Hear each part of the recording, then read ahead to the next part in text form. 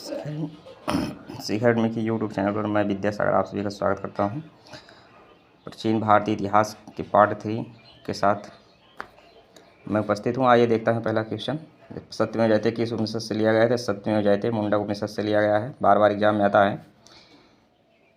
ये जो राष्ट्रीय वाक्य है सत्यमेव जयते कहाँ से लिया गया है? मुंडक उपनिषद से लिया। प्रभावती किस गुप्त शासक की पुत्री थी? चंद्रगुप्त द्वितीय की पुत्री थी। NTPC एग्जाम में बार पूछा गया क्वेश्चन है।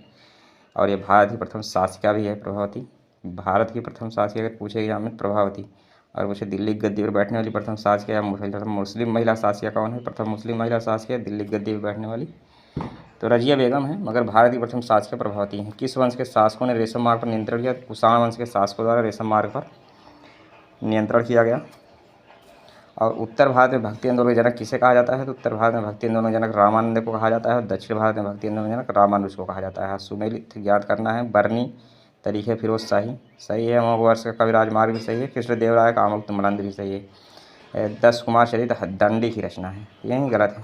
हर्षवर्धन की नहीं बल्कि दंडी की रचना है ये। राजा रानी प्रकार के सिक्के किसके द्वारा चलवाए गए? तो राजा रानी प्रकार के सिक्के चंद्रगुप्त प्रथम के द्वारा जारी किए गए। मंदिरों की पवित्र भूमि किसे कहते हैं? तो मंदिरों की पवित्र भूमि तमिलनाडु को कहते हैं। देवभूमि उत्तराखंड को और मंदिरों की पवित्र भूमि तमिलनाडु को। और मंदिरों का शहर किसे कहते हैं? तो मंदिरों का शहर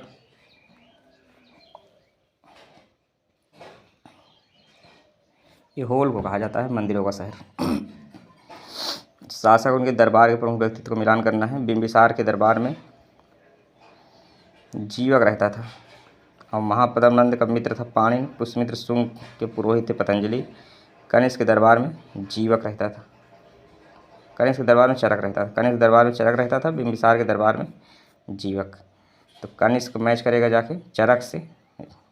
आयुर्वेद आचार्य था चरक।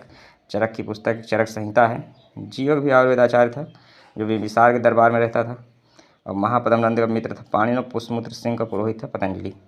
इन वंशों का सही कालक्रम सेट करना है। कई बार एग्जाम में इस तरह क्वेश्चन आए हैं। आर्यक वंश सबसे फर्स्ट है। उसके बाद फिर शिशुनाग वंश है तीसरा। फिर नंद वंश है जिसका संस्थापक महापद्मनंद था। और फिर चौथा शुंग है जो मौर्य वंश के बाद आता है। शुंग वंश का संस्थापक पुष्यमित्र शुंग है। उसके बाद फिर वासुदेव ने कर्ण वंश की स्थापना की थी। यहाँ कर्ण होना चाहिए। इस तरह से ये वाला सही हो जाएगा। हर्यक वंश, शिशुनाग वंश, नंद वंश, शुंग वंश और कर्ण वंश। भारत पर पहला अरब आक्रमण किसके द्वारा किया गया? तो 712 में मोहम्मद बिन कासिम ने भारत पर पहला आक्रमण किया था। इस्लाम धर्मावलंबियों का अंतिम खलीफा कौन था? तो इस्लाम धर्मावलंबियों का अंतिम जो खलीफा था वो मुस्तफ़ा कमाल पाशा था। मुस्तफ़ा कमाल पाशा अंतिम खलीफा था। अंग्रेजों द्वारा खलीफा पद समाप्त कर दिया गया बाद में। और जो पहला खलीफा था अबू बकर था। अबू बकर पहला खलीफा था और कमाल पाशा आखिरी खलीफा था।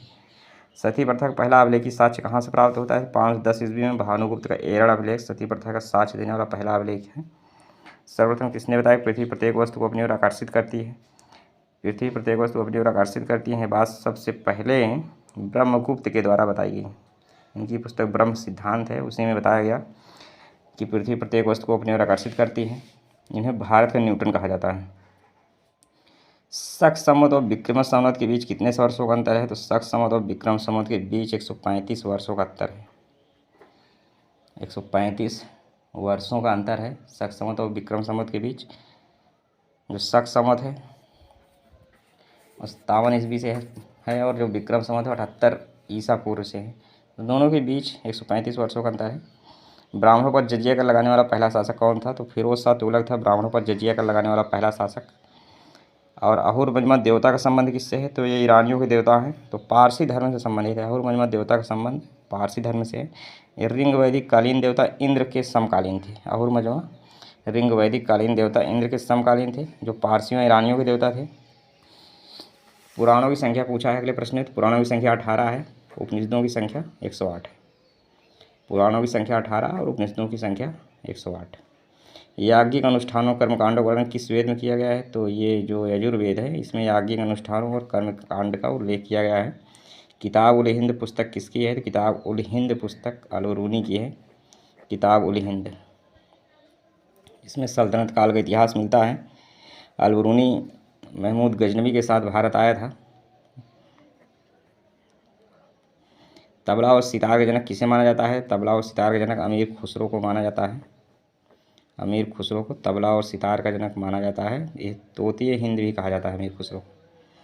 चाक का आविष्कार कब हुआ? तो चाक का आविष्कार नवपाषाण काल में हुआ और चाक के आविष्कार को भारतीय आधुनिक सभ्यता का अग्रदूत कहा जाता है। बेहद अहम रहा था चाक का आविष्कार। ये प्राचीन भारतीय इतिहास के बेहद अहम महत्वपूर्ण और पुस्तक प्रश्न रहे हैं जो बार बार एग्जाम में आते रहे हैं। तो आप इन्हें ध्यानपूर्वक एक बार देख लीजिए, एक दो बार पढ़ कर इनको याद कर लीजिए, कहीं भी किसी भी एग्ज़ाम में आ सकते हैं, कई बार एग्ज़ाम में आए हुए हैं। तो ऐसे ही प्रश्नों का एक संकलन है ये। Thanks for watching video.